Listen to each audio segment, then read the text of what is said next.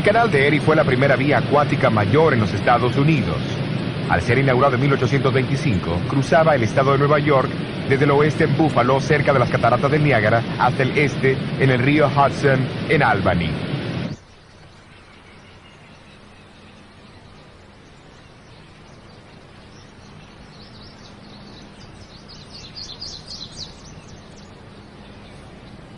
A una hora de viaje al este de Rochester se encuentra el pequeño pueblo de Puerto Gibson. Su localización cerca del canal lo hacía ser el punto principal para los envíos del área. También fue el hogar de un activo laico metodista, Hiram Edson, que en 1843 aceptó el mensaje del pronto regreso de Cristo enseñado por Guillermo Miller y sus asociados.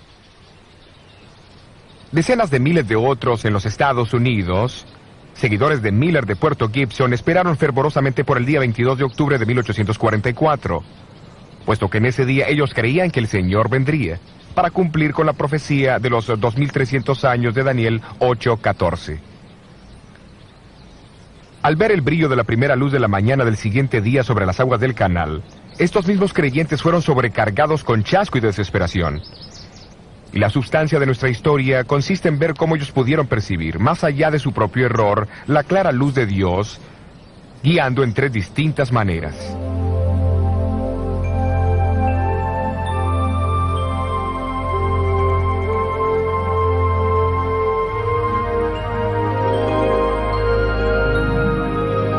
Fueron muchos los creyentes adventistas que se reunieron en la finca de Hiram Edson el 22 de octubre de 1844. Estudios han demostrado que esta fue su casa, a pesar que habitaciones han sido añadidas en ambos lados desde que Edson vivió aquí.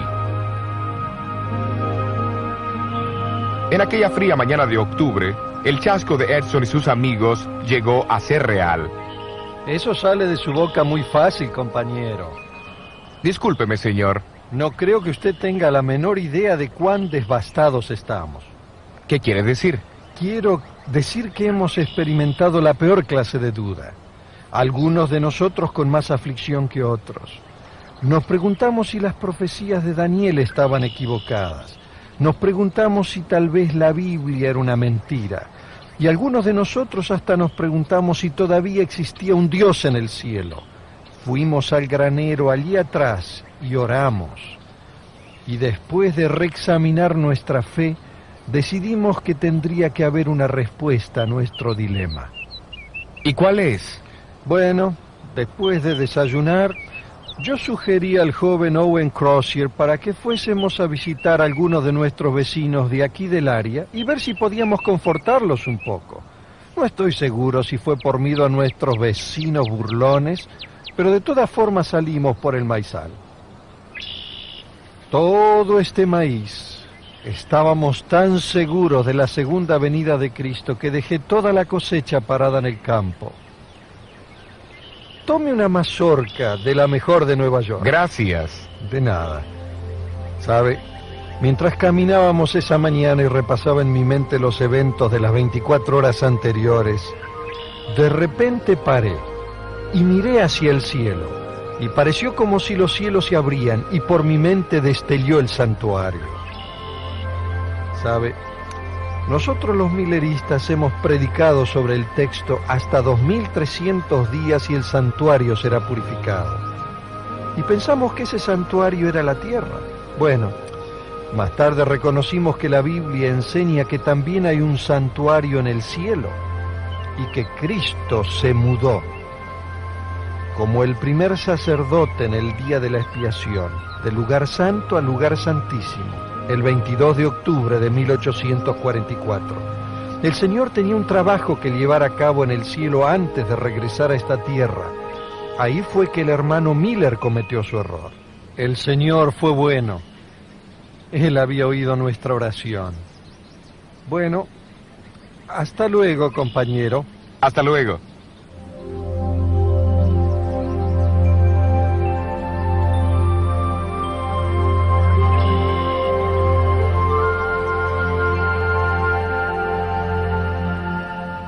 En los meses que siguieron, Hiram Edson y sus asociados continuaron estudiando el tema del santuario y su purificación. Al pensar en su propia experiencia, se maravillaron de las similitudes entre su chasco y el de los discípulos en el tiempo de la crucifixión de Jesús.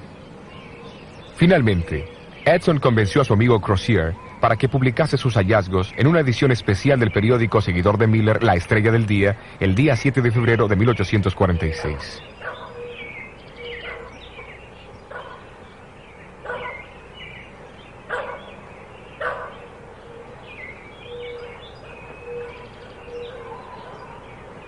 Pero mientras tanto, otro evento de gran significado ocurriría en Washington, Nueva Hampshire. 2 años antes, en 1844, una señora bautista del séptimo día había compartido su convicción, afirmando que debía observarse el séptimo día de la semana como el día de descanso.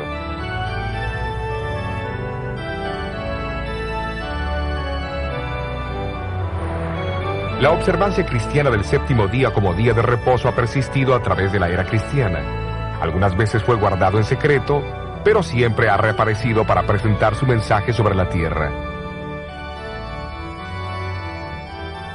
Desde los días de los apóstoles hasta el siglo V, la costumbre continuó en varias partes del Imperio Romano. No obstante, mientras la iglesia cristiana se deslizaba más y más hacia la apostasía y adoptaba ritos idolátricos y prácticas de adoración al sol, el séptimo día como el día de descanso fue desacreditado. Su observancia fue reprimida y en su lugar el domingo fue exaltado como el día de adoración. Durante la Reforma del siglo XVI, Lutero se apoyó en la Biblia como la autoridad suprema para el cristianismo y declaró a Carlos V: yo no acepto las autoridades de papas y concilios porque ellos se contradicen. Mi conciencia está cautivada por la palabra de Dios.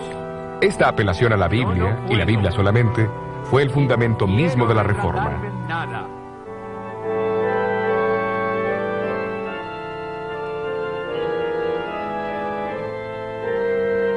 Mientras la Reforma continuaba, surgió un diálogo en la Iglesia con respecto al tema del domingo y el sábado. Los que guardaban el sábado afirmaban que no había ninguna prueba en la Biblia que apoyara la observancia del domingo. Como resultado, la observancia del séptimo día como el día de descanso se desparramó por Europa, incluyendo a Inglaterra.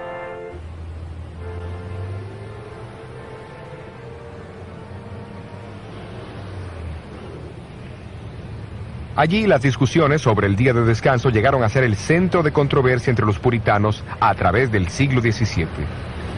Se involucraron personas influyentes y entre los muchos que defendían la observancia del séptimo día había un abogado inglés, jefe de la mayoría en la Cámara de los Comunes.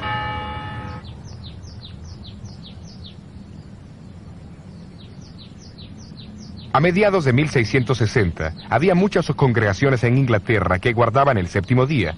Un miembro de una de ellas fue el doctor Pedro Chamberlain, médico de 3 reyes Estuardos, Jaime I, Carlos I y Carlos II de Inglaterra.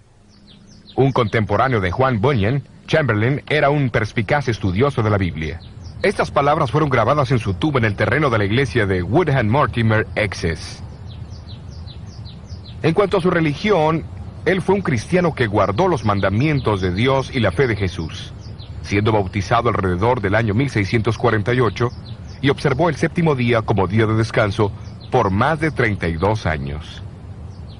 Chamberlain fue miembro de la Iglesia Bautista del Séptimo Día, un pequeño grupo que se había separado de la Iglesia Bautista por sus convicciones con respecto al sábado a comienzos del siglo XVII.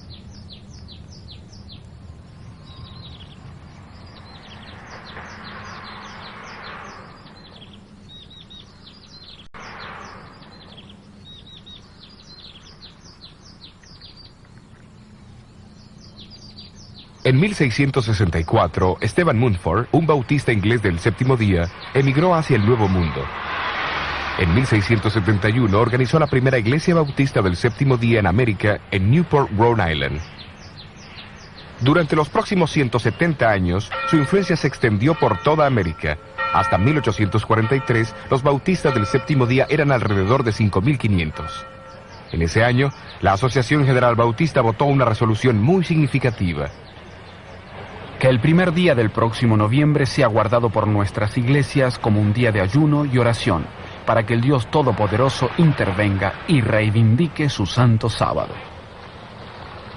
Muy poco anticipaban ellos la manera o la magnitud de la respuesta a su oración. Unos meses después de ese día de oración, una viuda bautista del séptimo día, la señora Raquel Oakes, decidió mudarse a la pequeña villa de Washington, Nueva Hampshire.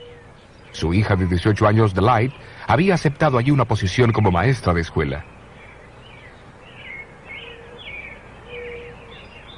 Al entrar hoy al pueblo de Washington, el cartel a la orilla del camino dice: aquí nació la iglesia adventista del séptimo día. ¿Qué pasó aquí para dar origen a tal título?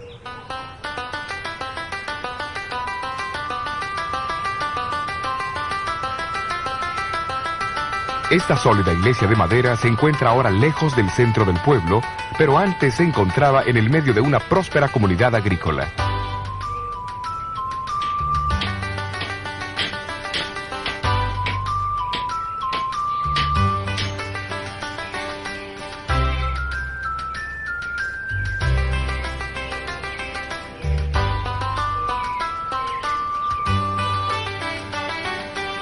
En 1844, Frederick Wheeler era el pastor metodista de esta iglesia. 2 años antes, después de leer los libros de Guillermo Miller, Wheeler comenzó a enseñar sobre el pronto regreso de Jesús. La mayoría de su congregación también aceptó las enseñanzas de Miller.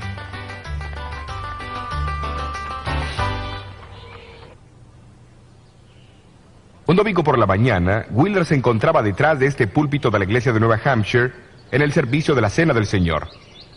Durante el sermón animó a la congregación a ser fieles, en guardar todos los mandamientos de Dios. La señora Oakes, la bautista del séptimo día, que asistía a la reunión, apenas pudo contenerse. Cuando el pastor la visitó poco después, ella aprovechó la oportunidad. Pastor Wheeler, hola, me alegro Raquel. de verlo. He esperado por este momento. Quiero hablarle sobre algo muy importante. ¿Cuál es el tema de hoy? Pase. Gracias, señora Oakes. Es un hermoso hogar.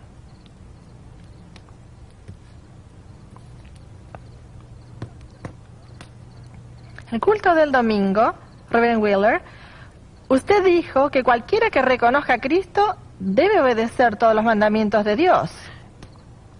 Estoy completamente de acuerdo con usted, hermana. Bien, quiero aclarar que en aquel momento estuve a punto de pararme para decir algo. Lo presentí. ¿Qué quería usted decir? Quería decir que hubiera sido mejor que usted cubriera nuevamente la mesa de la Santa Cena hasta que usted mismo comenzara a guardar los mandamientos de Dios, incluyendo el cuarto.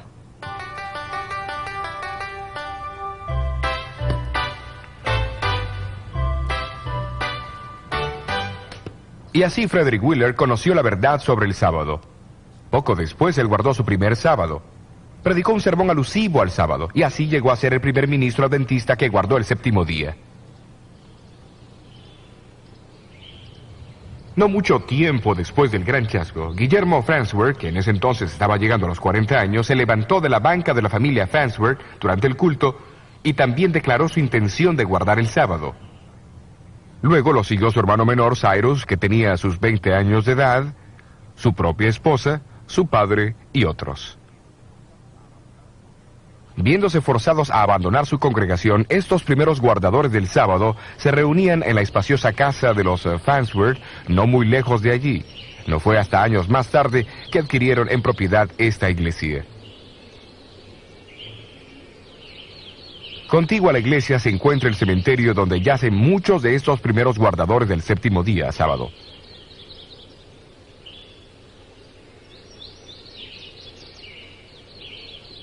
Esta lápida revela que Cyrus Farnsworth se casó más tarde con Raquel Delight Oakes, la maestra e hija de la señora Raquel Oakes. Poco tiempo después que Wheeler comenzó a guardar el sábado, un segundo ministro seguidor de Miller, Thomas Preble, se unió a él. Preble era un bautista libre que había viajado con Guillermo Miller proclamando el pronto regreso de Jesús. Llegó a ser el primer adventista del séptimo día en defender el séptimo día sábado en forma escrita. en un artículo que publicó en febrero 1845. Entre los muchos que leyeron este artículo, que más tarde fue impreso en forma de folleto, estaba José Bates, un capitán de barco jubilado. Le impresionó la verdad. Algunos años antes, Bates había aceptado las enseñanzas de Guillermo Miller, desempeñó posiciones claves en el movimiento de los seguidores de Miller y capeó la tempestad del chasco de 1844 sin abandonar su fe.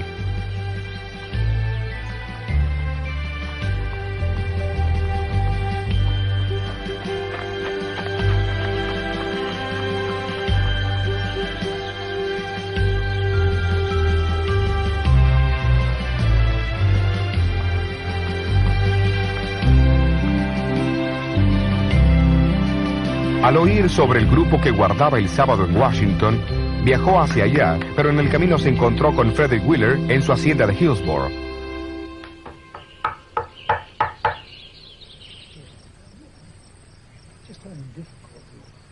Estudiaron la Biblia juntos toda la noche.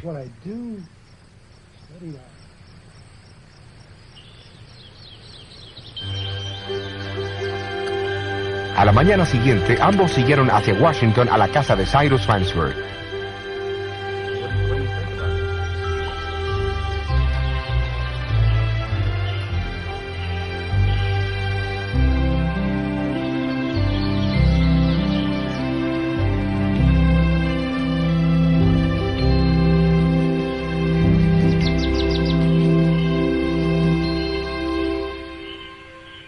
Aquí en la casa de los Farnsworth en 1845, después de un estudio más amplio con Farnsworth y Wheeler, Bates hizo su decisión sobre el sábado.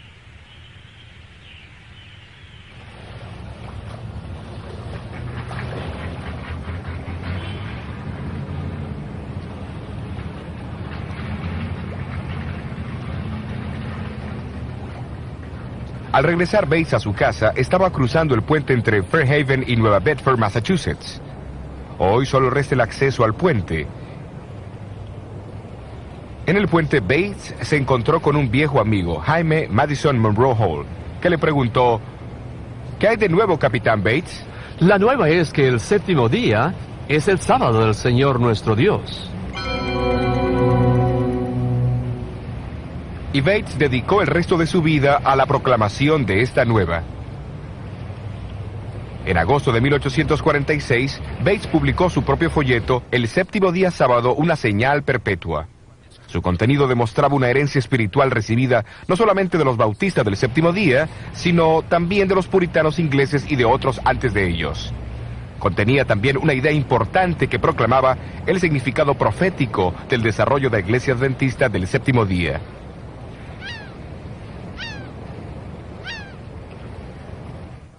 Después que Bates empezó a guardar el sábado, notó algo que los seguidores de Miller habían pasado por alto. Ellos habían visto en su movimiento el cumplimiento de los dos primeros mensajes de los ángeles de Apocalipsis 14, que tenían que ser proclamados antes de la segunda venida de Cristo. Pero había un mensaje del tercer ángel.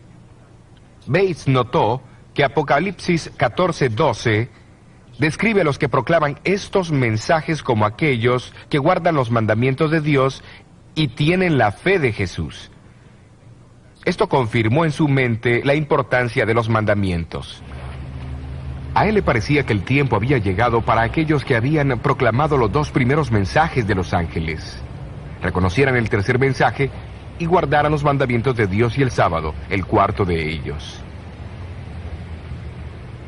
A comienzos del año 1846, Bates recibió una copia del periódico La Estrella del Día, donde se explicaban las ideas de Hiram Edson sobre el santuario celestial y el ministerio de Cristo en el lugar santísimo. Inició correspondencia con Edson y aceptó su invitación para asistir a una conferencia que se daría en Puerto Gibson más tarde ese año. Allí Edson compartió sus conocimientos sobre el santuario, pero Bates también tenía algo para compartir. Mientras Bates delineaba sus razones para guardar el séptimo día sábado, Edson se levantó y declaró: esa es la luz y la verdad. El séptimo día es el sábado, y yo estoy contigo para guardarlo. Y así lo hizo hasta el día de su muerte.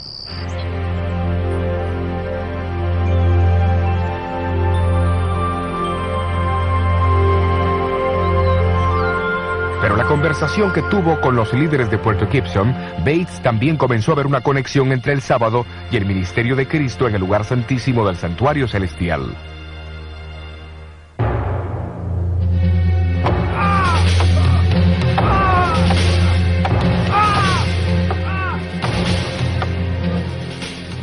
Jesús se encontraba en el centro de ambas doctrinas. En una, Él era el completo sacrificio como Cordero de Dios y también el sumo sacerdote administrando la sangre y purificando el santuario. En la otra, Él era el creador del mundo y el dador del verdadero descanso. La conferencia de 1846 fue la primera expresión de esa conexión.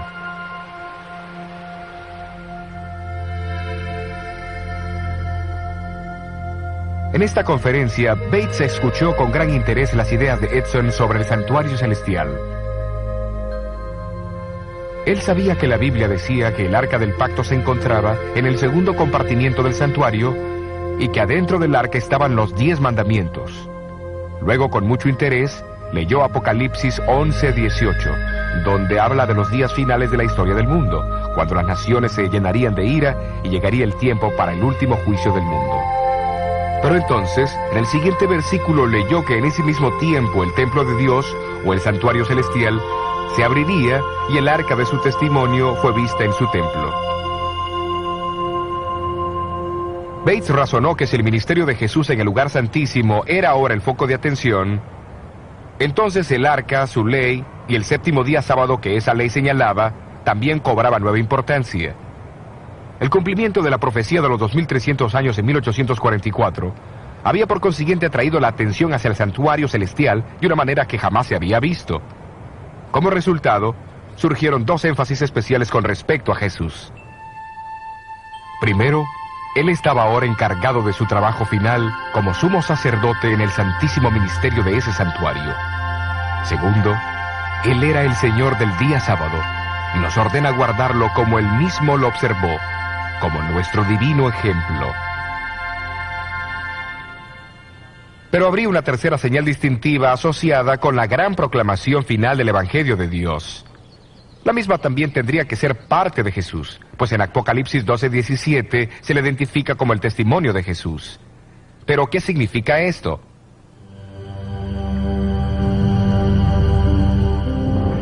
En Apocalipsis 12, Juan describe a la mujer vestida del sol como símbolo de la iglesia. La ve esperando el nacimiento de Jesús, después siendo perseguida y huyendo al desierto, donde Dios la protege por un período de 1260 años. Entonces el versículo 17 dice, el dragón fue airado contra la mujer y se fue a hacer guerra contra los otros de la simiente de ella, los cuales guardan los mandamientos de Dios y tienen el testimonio de Jesucristo. Una comparación entre Apocalipsis 19:10 y 22:8 revela que el testimonio de Jesús, identificado como el espíritu de profecía, opera a través de los profetas, aquellos individuos que Él escogió para que comunicasen su testimonio a su pueblo. El profeta Joel del Antiguo Testamento dice, y será que después de esto derramaré mi espíritu sobre toda carne, y profetizarán vuestros hijos y vuestras hijas, vuestros viejos soñarán sueños, y vuestros mancebos verán visiones. Y aún también sobre los siervos y sobre las siervas derramaré mi espíritu en aquellos días. El contexto de estos versículos señala hacia el cumplimiento final en los días anteriores a la llegada del gran y terrible día del Señor. El siglo XIX revela varios cumplimientos impresionantes de esta predicción.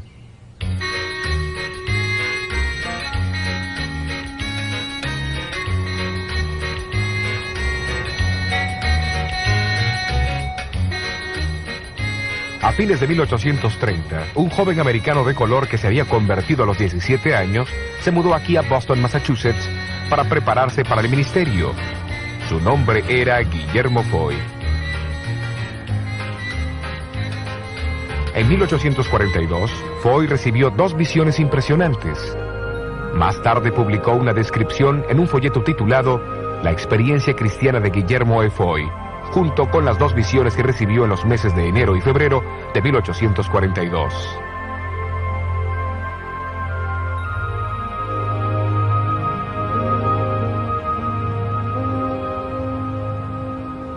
El martes de noche, en enero 18 de 1842, Foy, de 23 años de edad, se reunió con un grupo de cristianos para orar y estudiar la Biblia en Beacon Hill, Boston.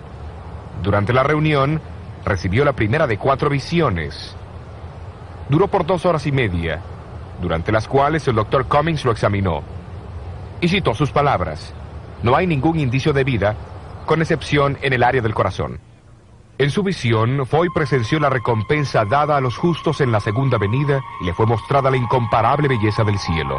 Él vaciló en compartir sus visiones, pues sabía del prejuicio que existía en contra de los negros. Pero menos de 3 semanas más tarde, tuvo otra visión mientras se encontraba en una iglesia llena de gente. Esta visión, que duró 12 horas y media, reveló las escenas del gran día del juicio. Es con una profunda tristeza que debo juzgar tu vida en este momento. Siendo niño, fuiste afortunado de tener padres que temían y amaban a Dios. Mientras las escenas pasaban por su mente, él vio que ni la profesión, ni la política, ni la posición pueden salvar. Solamente una relación con Cristo. En realidad, si su visión sobre el juicio previo al advenimiento hubiese sido notada, tal vez el gran chasco habría sido menos duro, sino del todo evitado, 2 años más tarde.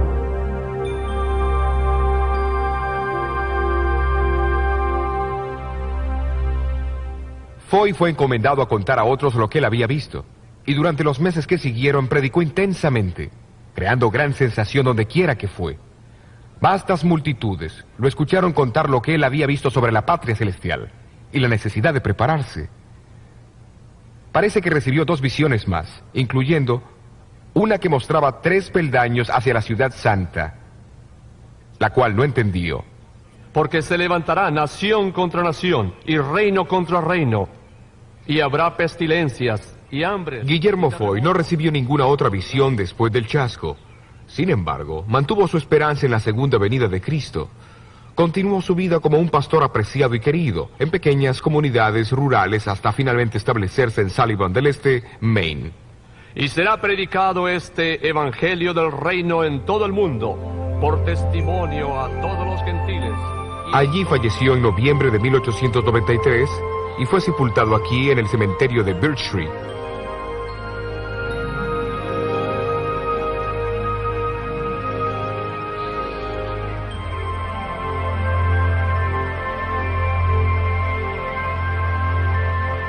Poco después del gran chasco, Dios dio el don profético a otro, Hazen Foss, que vivía en Pollen, Maine. Tenía 25 años de edad, una buena educación y era un buen orador y creyente en el pronto regreso de Jesús. En su primera visión, vio el viaje del pueblo adventista hacia la ciudad de Dios. La misma corroboraba las visiones de Foy e incluía la visión de los 3 peldaños por los cuales el pueblo de Dios llegaría a la ciudad santa. Después del chasco, le fue dicho que compartiera lo que había visto, pero temiendo la oposición, Foss se negó. En una segunda visión, nuevamente le fue encomendado que compartiera lo que había visto, pero a pesar de eso se negó. Siguió una tercera visión en la cual le fue dicho que había sido puesto en libertad y que la carga caería sobre uno de los más débiles entre los débiles, que obedecería el mandato del Señor.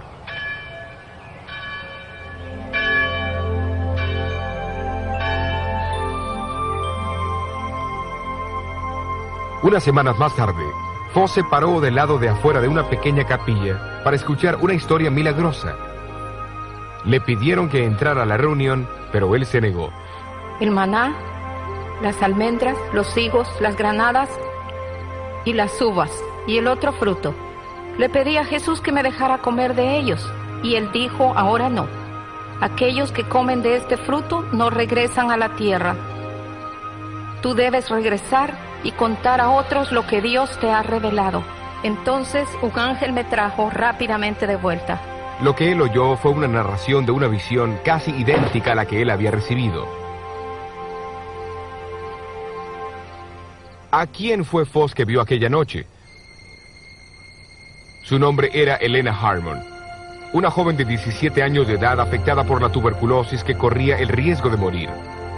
Ella apenas podía hablar con susurros y a menudo la tos y su pulmón sangrante la despertaban de su sueño.